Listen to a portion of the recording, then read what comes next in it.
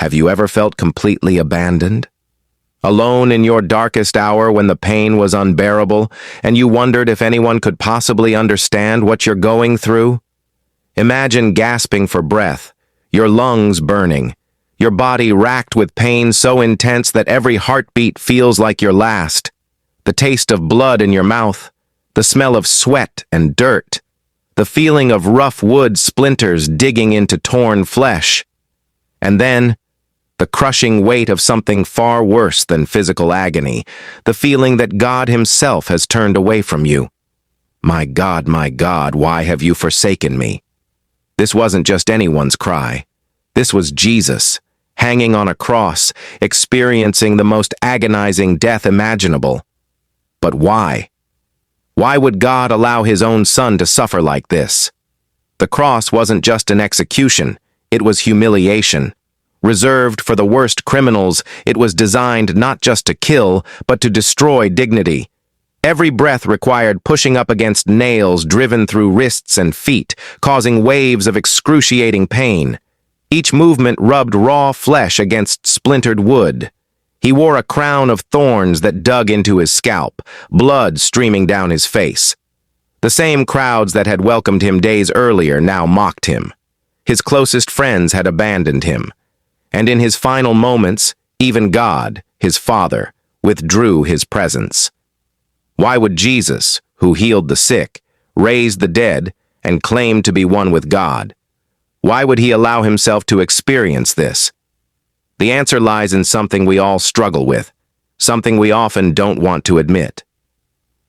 Welcome to Hidden Heroes of Faith, where we uncover the untold stories of ordinary believers who lived extraordinary lives through their faith in Jesus Christ. 2,000 years before you and I were born, there was a problem that needed solving. A divide existed, not between nations or people, but between humanity and God. Imagine standing on one side of a vast canyon. On the other side is God, perfect, holy, and completely good. The divide between us isn't just physical, it's moral. It's the difference between perfection and imperfection, between what we were meant to be and what we've become. We call it sin, but it's more than just bad things we do. It's the brokenness inside us all that separates us from our Creator. Like a disease that infects everything, this brokenness spreads through our thoughts, our actions, our relationships. It's why we hurt the people we love. It's why we often can't even live up to our own standards, let alone God's. But here's where the story takes an unexpected turn. God didn't abandon us to our brokenness. Instead, He did something shocking. The God who created everything, stars, planets, oceans, mountains, became one of us.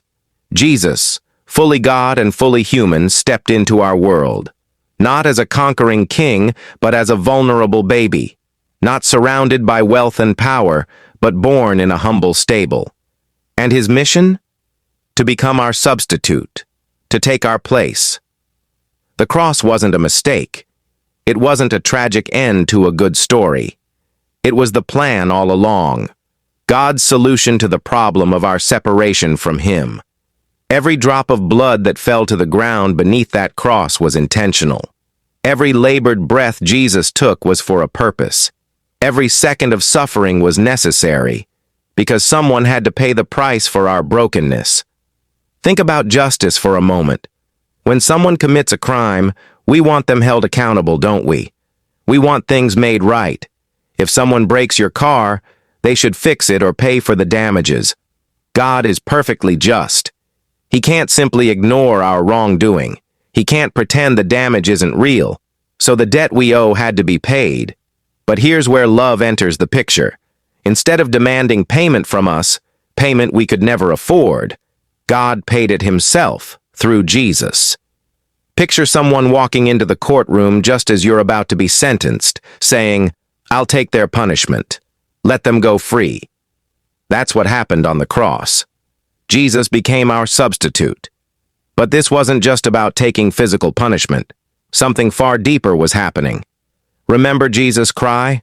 "My God, why have you forsaken me?" In that moment, Jesus wasn't just experiencing physical torture, he was experiencing spiritual separation from God. For the first time in eternity, the perfect communion between Father and Son was broken. Jesus, who had never known sin, took all of humanity's brokenness upon himself. He became sin for us. Assuming the one who had never experienced darkness suddenly plunged into complete blackness. The one who had always been in perfect relationship with the Father suddenly cut off. That spiritual agony was worse than any physical pain. It was a weight no ordinary human could bear. But the story doesn't end with death. After 3 days in the tomb, Jesus did what no one else has ever done. He conquered death itself. He rose again, proving that his sacrifice was accepted, that death had no power over him. This changes everything. It means the debt is paid. The divide is bridged. The relationship between God and humanity can be restored. When Jesus gasped, "It is finished," on the cross, he wasn't just saying his life was over. He was declaring that the work was complete. The payment was made. The way back to God was open. So what does this ancient execution mean for you and me today? It means that no matter how broken you feel, no matter what you've done, no matter how far you think you've fallen, there's a way back. The price for your restoration has already been paid. That anxiety crushing your chest? Jesus felt it. That rejection that keeps you awake at night? Jesus experienced it. That shame that makes you hide your true self? Jesus took it. The cross isn't just about something that happened 2,000 years ago. It's about you. It's about now. It's about the fact that you matter so much to God that he was willing to experience hell itself to bring you back to him. So why did Jesus die on the cross? He died because he believed you were worth it. Every nail, every thorn, every moment of agony, he endured it all with you in mind. And today, right now, he's offering you the gift that cost him everything, but that he offers freely to you. Forgiveness, restoration, new life. The choice is yours. The door is open. Will you walk through it? If this message has touched your heart, take a moment to reflect on what Jesus did for you. And if you're ready to accept this gift, simply talk to him. He's listening, and he's been waiting for you all along. Thank you for watching. It has been on Hidden Heroes of Faith. If this video has blessed you, please like, subscribe, and share with someone who needs to hear this message of hope.